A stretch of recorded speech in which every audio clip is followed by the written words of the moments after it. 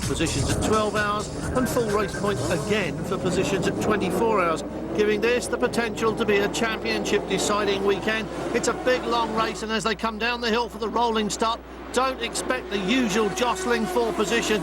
These gentlemen should be very clear about this. There's an awful long way to go, and this is no time for lap 1 heroics.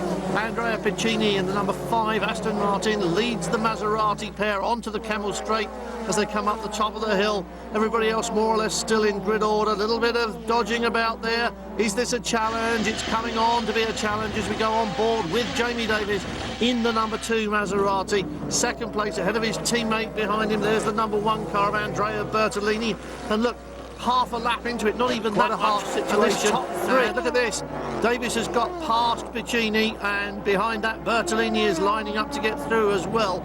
So it's a slight change of order as they go down the hill for the first time.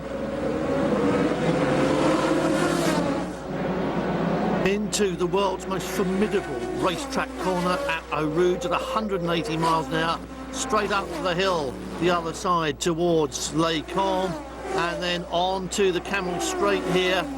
Longest straight part of the circuit. There are straights here, but it's the only bit that hasn't really got any kind of a curve in it at all. And Piccini tries to undo the damage, just shows the nose of the Aston Martin to Jamie Davis. Gap back to number 23, that's Bert Longin, that's Kurt Wendlinger. And then comes that odd one out, the Corvette we haven't seen before. That's number 34 in the mix there.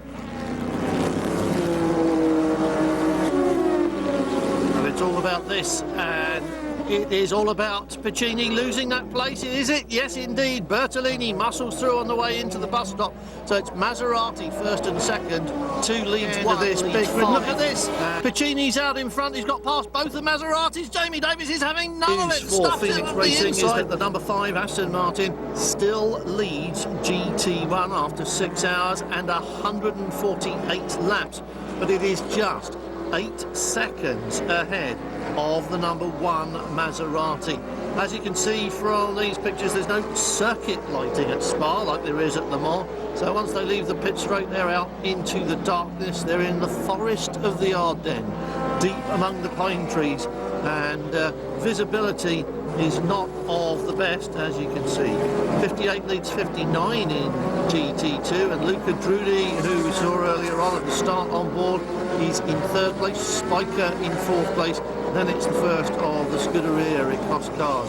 And there's Tim Mullen down in 8th place in GT2. So it hasn't been going terrifically well for them after a great start from pole position. But there is a long way to go. 6 hours of 24 have elapsed. A lot of the teams will mark time. If you choose not to, there may be something to be gained. But as we say, conditions jumped into this Maserati and done a fantastic job. He's been right there, and the team really, you've got to say, has had 3 equal drivers throughout the course of this weekend. And Eric van der Poel has kept his end of the bargain. He's kept the other 2 honest as well. There's that BMW M3. The Race Alliance team have entered that, and it's going steadily through the night, as you would expect. So it's still 2nd place for Eric van der Poel, though. And that's not what the Maserati team wanted. They came here for a 1-2, of course, and they're now questionably going to get a 1 if they can do something about Aston Martin. Corvette, question mark. Oil, start to see the smoke out of the exhaust pipe, burn it off really quickly, so there's not an actual exhaust oil leak on the car. Although you can see it all around the exhaust outlets there, lots and lots of black burning, and it does look as if that car's just burning it. And as if it's just behind slightly, which is slowly closing in. We've got 2 battles here, 1st and 2nd, 3rd and 4th. You're looking at 4th place, Andrea Montemini in the Celine. He's 4th place and a lap down on the Corvette. But as you heard Mike Hazeman say, they're going to back off the Corvette slightly, and that might mean that the Celine can reel him in the time available.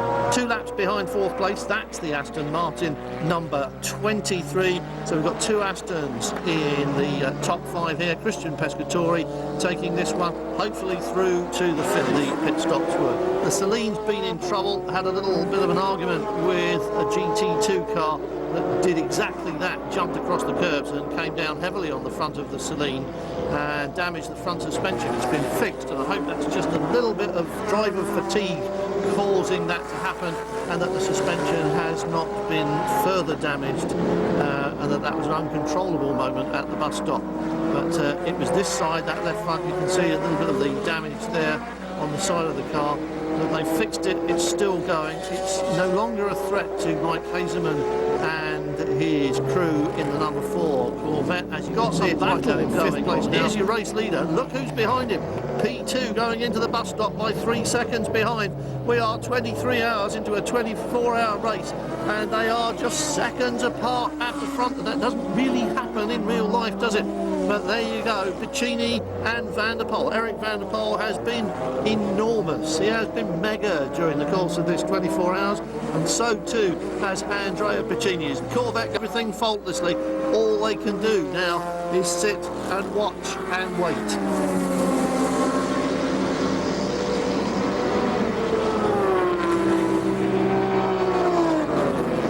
Piccini has certainly not been right there. And what's this? Into pit lane comes number 5. They're celebrating at Maserati. It's a splash and dash fill for the Aston Martin. It's had to come back in for extra fuel, and although the gap was just a few seconds, it is far more than that now. So as you saw, the Maserati team know they've got it in the bag. They don't have to stop again. They know that this car's had to stop again, like either. And there it is, across the line. This is the beginning of his final lap, down through Eau Rouge for the final time. Up the hill, Radillon for the last time. Something like long, hard day. Here is the number 1 car on the Camel Straight heading towards Les Combes.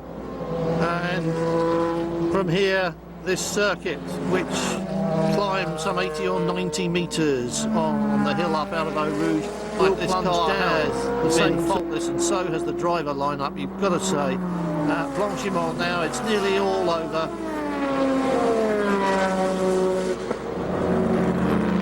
And taking this last lap nice and steadily, but still passing slower traffic. It's very difficult to suddenly slow down and drive very slowly when you know that there is a number 5 car right behind you that doesn't want you to win this race.